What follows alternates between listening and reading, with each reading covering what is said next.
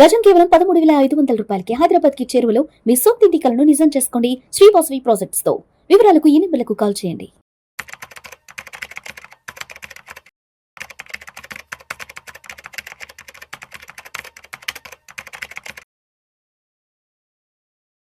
నమస్తే, welcome to Vishnu talks. నేను విష్ణు. ప్రస్తుతం మనతో పాటు practising chartered accountant Lella Ravindra బాబు గారు ఉన్నారు. వారితో మాట్లాడదాం. సార్ రవీంద్ర గారు నమస్తే. సార్ నమస్తే అండి విష్ణు గారు. Welcome to Vishnu talks. Thank you so much for being with Vishnu talks Ravindra గారు. సో రవీంద్ర గారు, 31st డిసెంబర్ ఇయర్ ఎండింగ్ రాబోతోంది. So 31st December year ending రాబోతుందంటే గత కొద్ది రోజుల నుంచి ఇన్కమ్ ట్యాక్స్ రిటర్న్స్ ఫైలింగ్కి సంబంధించిన డిస్కషన్స్, చర్చలు సోషల్ మీడియాలో పెద్ద ఎత్తున జరుగుతున్నాయి. అయ్యో 31st డిసెంబర్ వచ్చేస్తుంది, ఐటీఆర్ రిటర్న్స్ పరిస్థితి ఏంటంటే కూడా డిస్కషన్ మొదలైంది. అయితే జస్ట్ రీసెంట్గా ఐటీఆర్ రిటర్న్స్కి సంబంధించి ఒక వార్త సోషల్ మీడియాలో బాగా కొంత గందరగోళాన్ని నెలకొల్పింది.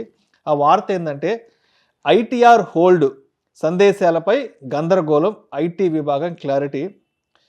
ఆదాయ పన్ను చెల్లింపుదారుల్లో కొంత గందరగోళం నెలకొంది.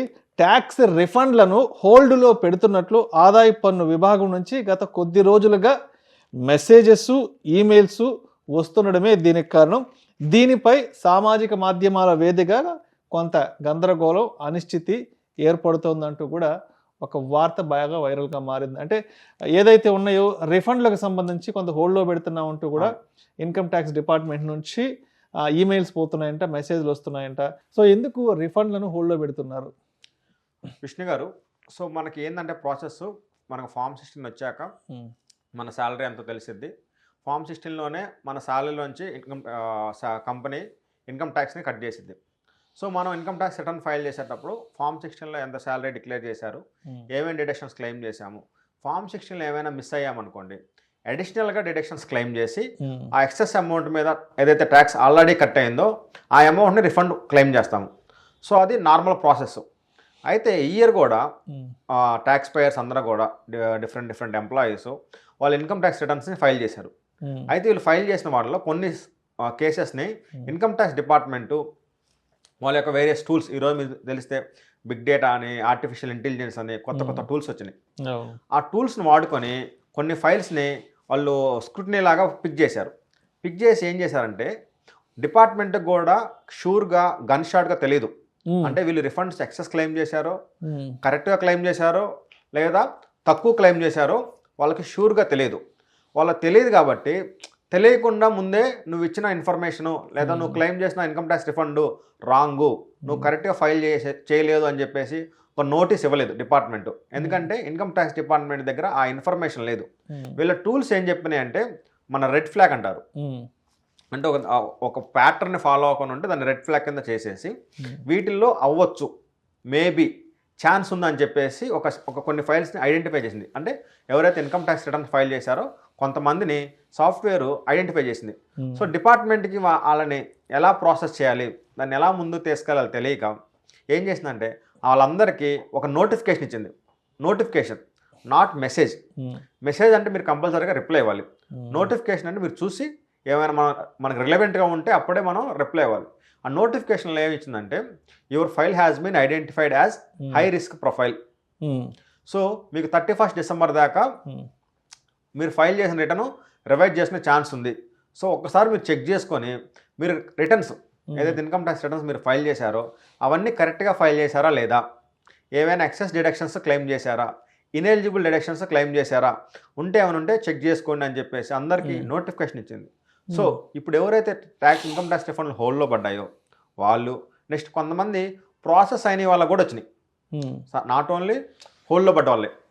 అదేవిధంగా కొంతమంది ప్రాసెస్ అయిన వాళ్ళు కూడా అలర్ట్స్ వచ్చినాయి. వాళ్ళు ఒక్కసారి వాళ్ళ ఇన్కమ్ ట్యాక్స్ రిటర్న్ని డౌన్లోడ్ చేసుకొని ఏమేమి పెట్టారు, ఏటీసీ ఎంత పెట్టారు, ఏటీడీ ఎంత పెట్టారు, హోమ్ లోన్ ఎంత పెట్టారు, ఎడ్యుకేషన్ లోన్ ఏమైనా పెట్టారా, సో ఇవి రెండింటికి మన కరెస్పాండింగ్ మన దగ్గర డాక్యుమెంట్స్ ఉన్నాయా లేవా. డాక్యుమెంట్స్ ఉంటే ఫైన్, మీరు you can ignore that message. Documents కనుక మీ దగ్గర లేకపోతే మీరు better file your return with revised or modifications చేసి 31st డిసెంబర్లో మీరు ఆ రిటర్న్స్ని రివైజ్ చేస్తే మీకు ఎటువంటి ఇబ్బంది ఉండదు. సో మనం చేయాల్సిన ఫస్ట్ పని అది. అదేవిధంగా income tax department 2-3 times message ఇప్పుడు పంపిస్తూ ఉంది. ఒకటి ఈ హై రిస్క్ ప్రొఫైల్స్ని ఐడెంటిఫై చేసి నోటిఫికేషన్ పంపించడం. నెక్స్ట్ అదేవిధంగా కొన్ని ఇయర్స్లో లాస్ట్ 2-3 ఇయర్స్లో ఎవరైతే ఫైల్ చేశారో వాళ్ళందరికి కూడా ATG పొలిటికల్ పార్టీస్కి నెక్స్ట్ వేరే ట్రస్ట్కి ఇచ్చిన డొనేషన్స్ కూడా మీరు కరెక్ట్గా ఫైల్ చేశారా లేదా అని చెప్పేసి అలర్ట్స్ పంపిస్తున్నాయి. కొంతమంది వాటిని మిస్ అవుతున్నారు. ఎందుకంటే ఈ హై రిస్క్ ఇవన్నీ ఏమో నార్మల్ టెక్స్ట్ మెసేజ్ వస్తుంది. ఈ ATG ఇలాంటివన్నీ కూడా మెయిల్ వస్తున్నాయి. సో మన రెగ్యులర్గా మెయిల్ చెక్ చేసుకునే అంత అవకాశం ఉండదు కాబట్టి వీ మే ఇగ్నోర్, మనం మర్చిపోయి ఉండొచ్చు. అవి కూడా వాళ్ళు చెక్ చేసుకోవాలి. సో మీరు ఏమన్నా ATG కింద కానీ పొలిటికల్ కాంట్రిబ్యూషన్స్ కానీ ట్రస్ట్కి ఇచ్చిన డొనేషన్ ఇచ్చాని ఏమైనా ఇన్కమ్ ట్యాక్స్ రిటర్న్స్ ఫైల్ చేస్తే వాటికి సంబంధించిన కరెస్పాండింగ్ మీరు డొనేషన్ ఇచ్చిన డొనేషన్ రిసిప్ట్ ఆన్లైన్లో బ్యాంకు ట్రాన్స్ఫర్ చేసిన ట్రాన్సాక్షన్ ఉందా లేదా చెక్ చేసుకోవాలి.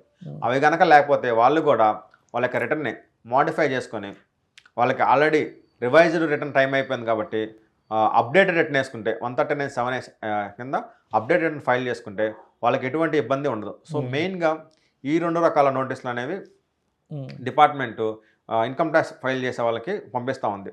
నెక్స్ట్ ఒక 15 days కన్నా ముందుకు వెళ్తే అంటే ఈ మంత్లో డిసెంబర్లో జరిగిన డిసెంబర్ ఫస్ట్ వీక్ నుంచి అయిన అప్డేట్ మనం చూస్తే దీనికన్నా 15 days కన్నా ముందుకు వెళ్తే ఫారెన్ అసెట్స్ని డిక్లేర్ చేయమని చెప్పి నోటీసులు వచ్చింది. ఫారెన్ అసెట్స్ అంటే ఇండియాలో ఉంటాం, ఒక సాఫ్ట్వేర్ ఎంప్లాయీ ఉండవు, ఫారెన్ అసెట్స్ ఏందని అందరూ కంగారు పడ్డారు. ఇండియాలో ఉండే సాఫ్ట్వేర్ ఎంప్లాయీస్ కూడా చాలా మందికి ఇప్పుడు మనం పని చేసే వాళ్ళందరూ MNC కంపెనీస్, ఇది కాగ్నిజెంట్ అని, క్యాప్జెమిని అని అన్ని కూడా MNC కంపెనీస్. నెక్స్ట్ ఇన్ఫోసిస్ లాంటివి ఏంటంటే దేశీయ కంపెనీలు, TCS కానీ ఇవన్నీ. మిగతా MNC ఫారిన్ కంపెనీస్ ఏం చేసినాయి అంటే ఇక్కడ ఉన్న హై స్కిల్డ్ లేబర్ని, హై స్కిల్డ్ ఎంప్లాయీస్ని మనం వేరే కంపెనీకి షిఫ్ట్ అవుతున్నారు, 2-3 yearsకి మారిపోతున్నారు, వాళ్ళని మనం కంట్రోల్ చేయాలి, వాళ్ళని మనం ఆపాలని చెప్పేసి వాళ్ళకి స్టాక్స్ ఇచ్చింది, షేర్లు ఇచ్చారు. సో వాళ్ళకి షేర్లు ఎక్కడిచ్చారు? ఇండియన్ కంపెనీ లెవెల్, ఫారెన్ కంపెనీలో షేర్స్ ఇచ్చారు. ఓకే. సో వాటిని RSUs అంటారు, రెస్ట్రిక్టెడ్ స్టాక్ యూనిట్స్. సో వాళ్ళ శాలరీతో పాటే కొంత అమౌంట్ని షేర్స్ రూపంలో ఇచ్చారు. సో ఆ ఫారెన్ షేర్స్ అనేవి ఆటోమేటిక్గా ఫారెన్ అసెట్ అయింది. ఇండియాలో రూల్ ఏంటంటే మీరు ఏమైనా అసెట్ ఉండి అమ్మితేనే మీరు ఇన్కమ్ ట్యాక్స్ ఫైల్ చేయాలి. మీకు ఇల్లు ఉంది, ఇల్లు అమ్మారు, మీకేంది క్యాపిటల్ గెయిన్ వచ్చింది, ఆ లాభం మీద ఇన్కమ్ ట్యాక్స్ కట్టాలి. ఇల్లు మీ దగ్గర ఉంది, మీరు అమ్మలేదు అనుకోండి, మీరేం ఫైల్ చేసే పని లేదు. బట్ బినామీ యాక్ట్ కింద ఏంటంటే మీ దగ్గర ఏమైనా ఫారెన్ అసెట్ ఉందంటే అమ్మినా అమ్మపోయినా ఫస్ట్ గవర్నమెంట్ చెప్పాలి, నా దగ్గర ఈ కంపెనీలు ఇన్ని షేర్స్ ఉన్నాయి, నేను ఈ రేట్ దగ్గర కొన్నాను, నేను ఇంకా అమ్మలేదు, బట్ నీకు చెప్తున్నా నా దీని మీద ఎటువంటి లాభం రాలేదు, ఎందుకంటే అమ్మలేదు కాబట్టి నేనేం ట్యాక్స్ కట్టే పని లేదు, but still I'm informing you. So గవర్నమెంట్కి ఏంటి ముందు ఇన్ఫర్మేషన్ కావాలి, ఎవరి దగ్గర ఏ షేర్స్ ఉన్నాయి, ఎవరి దగ్గర ఏ అసెట్స్ ఉన్నాయని ఇన్ఫర్మేషన్ కావాలి అని చెప్పి కూడా అందరికీ నోటీసులు ఇష్యూ చేస్తున్నారు. సో వీళ్ళ దగ్గర షేర్స్ ఉండి వీళ్ళు ఫైల్ చేయాలంటే 10 లక్షల పెనాల్టీ, 10 lakhs, ఎందుకంటే ఫారెన్ అసెట్స్ కాబట్టి ఆ కాన్సిక్వెన్సెస్ చాలా ఎక్కువ ఉంటాయి. సో వాళ్ళు కూడా కంపల్సరిగా 31st December లోపు వాళ్ళ రిటర్న్స్ని రివైజ్ చేసి వాళ్ళ దగ్గర ఏవేవి స్టాక్స్ ఉన్నాయో అవి ఇన్కమ్ ట్యాక్స్ డిపార్ట్మెంట్ డిక్లేర్ చేస్తే మీరు ఎటువంటి ట్యాక్స్ కట్టాల్సిన పని లేదు. బట్ ఓన్లీ మీ యొక్క ఇన్ఫర్మేషన్ని షేర్ చేస్తే 31st December లోపు మీకు ఎటువంటి పెనాల్టీ కూడా మీ మీద లెవీ అవ్వదు. సో ఈ 3 రకాల నోటీసులు 1st December నుంచి ఇప్పుడు బాగా చక్కెర్లు కొడుతున్నాయి. రైట్. సో అయితే ఇప్పుడు ఎవరికైతే మెయిల్స్ వచ్చాయో, ఎవరైతే మెయిల్స్ చూసుకుంటున్నారో లేదంటే మెసేజ్లు చూసుకుంటున్నారో వాళ్ళైతే నెక్స్ట్ ఎలా ప్రొసీడ్ అవ్వాలి ఏంటన్న కొంత గందరగోళం ఏర్పడింది. బట్ ఇప్పటి వరకు ఎవరైతే మెయిల్స్ చూసుకోలేదు, ఎవరైతే మెసేజెస్ చూసుకోలేదు, వాళ్ళు ఏం చేయాలంటారు? వాళ్ళు కూడా కంపల్సరీగా వాళ్ళు ఏదైతే రిజిస్టర్డ్ మెయిల్ ఇచ్చారో, ఎందుకంటే ఒకసారి వాళ్ళు ఇన్కమ్ ట్యాక్స్ ఫైల్ చేసేటప్పుడు మెయిల్ ఐడీలు, మొబైల్ నెంబర్లు, వాళ్ళ చార్టెడ్ అకౌంటెంట్ కానీ వాళ్ళ కన్సల్టెంట్ మొబైల్ నెంబర్లు మెయిల్ ఐడీస్ ఇస్తారు. ఒక్కసారి వాళ్ళ ఇన్కమ్ ట్యాక్స్ లాగిన్ అయ్యి వాళ్ళ మెయిల్స్ ఏమైనా వచ్చినాయో, నార్మల్ మెసేజ్ ఒకసారి వాళ్ళు చెక్ చేసుకోవాలి. సో చెక్ చేసుకుంటే ఏంటంటే ఫ్రీక్వెంట్ ఇప్పుడనే కాదు, ఎవ్రీ మంత్కి, ఎవ్రీ 45 daysకి, 45 days అని ఇంకా లేట్ అవుద్ది. ఏ నోటీస్ ఇచ్చినా కానీ ఏంటంటే మనకు 30 days టైం ఉంటుంది. సో ఎవ్రీ మంత్ మనం ఒక హ్యాబిట్ పెట్టుకోవాలి. మన ఏదైతే ఇన్కమ్ ట్యాక్స్ అకౌంట్లో లాగిన్ అయ్యి ఎవ్రీ మంత్ ఒకసారి చెక్ చేసుకుంటే ఏమైనా నోటీసులు వచ్చినాయా, ఏదైనా ఇన్ఫర్మేషన్ మన నుంచి అడుగుతున్నారా అని తెలుసుకొని మనం క్విక్గా రెస్పాండ్ అవ్వచ్చు. సో వాళ్ళు ఆ మొబైల్ చెక్ చేసుకోవాలి. అవి ఏమైనా యాక్సెస్ లేకపోతే ఇన్కమ్ ట్యాక్స్ అకౌంట్లోకి వెళ్ళి ఏ మెయిల్ ఐడి, ఏ మొబైల్ నెంబర్ ఇచ్చి తీసుకొని అవి అప్డేట్ చేసుకుంటే ఫ్యూచర్లో ఏమేమి మిస్ అవ్వవు. Thank you sir. Thank you so much Ravindra గారు. థ్యాంక్ యూ అండి విష్ణు.